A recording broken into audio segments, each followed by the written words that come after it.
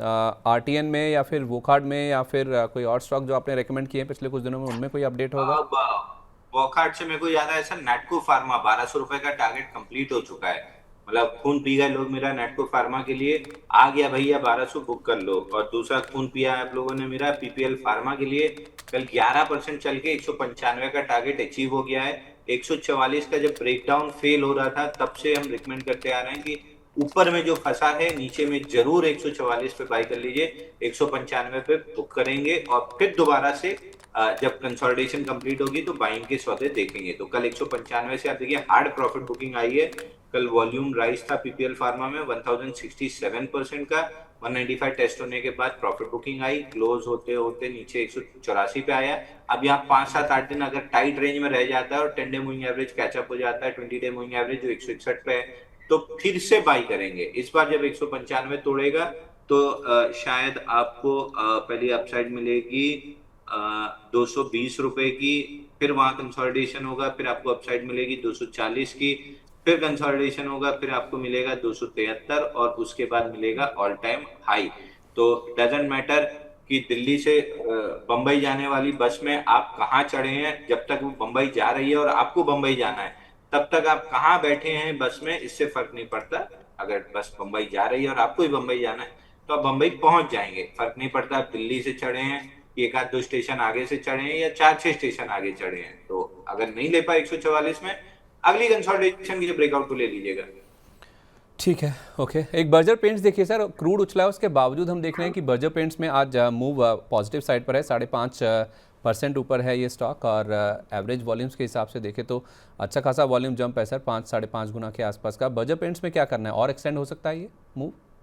देखिए मेरे ख्याल से कल रिजल्ट किसी कंसाई नेरोलैक के शायद आए थे, उसके बाद इन स्टॉक्स में मोमेंटम बना था। तो कल हमने दो टॉपिक दी थी, एक बजर इंडिगो पेंट्स और एक एशियन पेंट्स। बट चला आज बजर पेंट, रिजल्ट आना है या आया है जिस भी वजह से। बट बजर पेंट दोनों चले, इंडिगो और एशियन पेंट भी चले, बट बजर पेंट थोड़ा सा ज्यादा अच्छा चला। तो स्टॉक्स सभी अच्छे लग रहे हैं। बजर पेंट 529 तक आ सकता है। इंडिगो पेंट्स आ सकता है आपका, इंडिगो इंडिगो पेंट्स आ सकता है आपका ऊपर में 1025 तक का, 1015 25 का टारगेट दिया था लगभग। आज का हाई 974 का बना है। तो ये स्टॉक मतलब पेंट स्टॉक्स बेसिकली अभी ठीक लग रहे हैं। क्रूड में 10% गिरावट आई है, 2 3 दिन कंसोलिडेट कर सकता है, बट इवेंचुअली उसके बाद फिर 8 10% की डाउनसाइड आएगी। तो एशियन पेंट्स जो 2440 के आसपास रिकमेंड किया था, अभी 2590 चल रहा है, ये खींच के आपका 2777 रुपए तक खिंच जाएगा। एक सर एनबीसीसी है, बड़ा लेगार्ड रहा है सर, बड़ा लंबा कंसोलिडेशन का फेज इसने देखा, आज 100 रुपये के पार निकला है। अच्छे वॉल्यूम्स के साथ सर ये बाइंग इंटरेस्ट दिख रहा है एनबीसीसी पे। कि ये जो आज का मूव है सर, इस पे भरोसा किया जाए 3 गुना ज़्यादा वॉल्यूम्स के साथ? सर करने को कर सकते हैं, क्योंकि आज का वॉल्यूम 284% वॉल्यूम राइज है अगेंस्ट 50 डे एवरेज वॉल्यूम, और 50% रिट्रेसमेंट जो 38% गिरावट आई थी 62 दिन में, उसका 50% निकाला है। तो खींचेगा 110 111 तक। बट बेस में कहीं बाउंस बैक में इंस्टीट्यूशन वॉल्यूम नहीं था, इसलिए मेरी लिस्ट में आया नहीं। पैटर्न ठीक है, 111 तक जा सकता है। मैं नहीं बाय रिकमेंड कर रहा हूँ क्योंकि बेस में इंस्टीट्यूशन वॉल्यूम नहीं है। बट जैसा आपका स्ट्रक्चर है, 110 111 जाने में मतलब प्रोबेबिलिटी है कि चला जाएगा। ठीक है सर, अगर 10 रुपये का मूव है यहाँ से बचा हुआ, तो स्टॉप लॉस क्या होना चाहिए अगर होल्ड भी करे कोई? अगर होल्ड कर रहे हैं तो सर आज का stop loss 98 rupees per revise कर लीजिए। 98 के आज का जो लो है लगभग 98, वो वहां पे स्टॉप लॉस आपका मॉडिफाई कर लेना चाहिए। ठीक है, ओके। 2 3 नाम आपके सामने रख रहा हूँ सर, उनमें से जो भी स्टॉक आपको अच्छा लगे चार्ट वाइज, क्योंकि वॉल्यूम सब में ही बहुत बढ़िया है। एक है सर विजय डायग्नोस्टिक, 2 3 दिन से चल रहा है। वेल्सपन इंडिया, आज इसमें मूव आया है। ऑथम इन्वेस्टमेंट, और चौथा नाम है सर फिनोलेक्स केबल्स। इनमें से कोई सबसे बढ़िया स्ट्रक्चर अगर आपको लग रहा हो तो? ऑथम इन्वेस्टमेंट और दूसरा Vijay diagnostic, Welspun India, Authum investment और Finolex cable.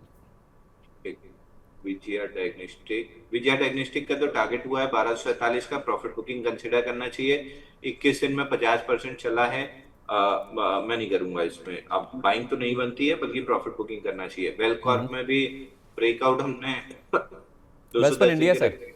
Welspun India, well 136 वाला। वेल्सपन लिविंग आ रहा है सर। हाँ वही वेल्सपन लिविंग से पहले वेल्सपन इंडिया था।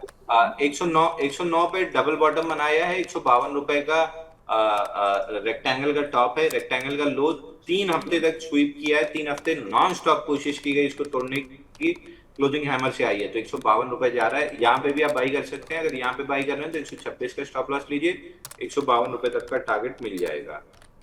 ठीक है। सर ऑथम इन्वेस्टमेंट AIIL के नाम से आता है ना, यही वाला हाँ वही ना? Sir, Autham investment India limited, yes. नहीं, इसमें अभी कुछ नहीं करना है सर, नीचे मतलब साइडवेज टू बेरिश लग रहा है, I would avoid this counter.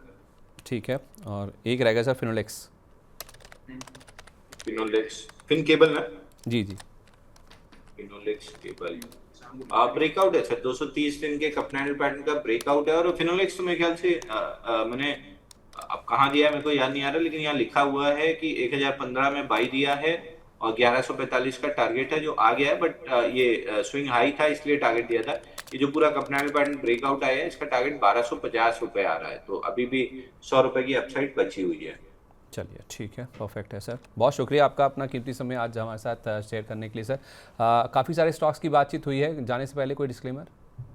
Sir कोई भी मेरे पर्सनल पोर्टफोलियो में नहीं है, लेकिन मेरे को एग्जैक्ट प्लेटफॉर्म याद नहीं है कि किस मीडिया हाउस पे दिया है।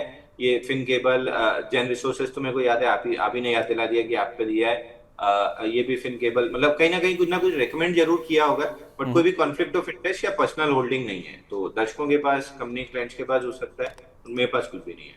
चलिए बहुत शुक्रिया आपका sir, thank you so much and wish you a very good day and happy weekend. धन्यवाद सर।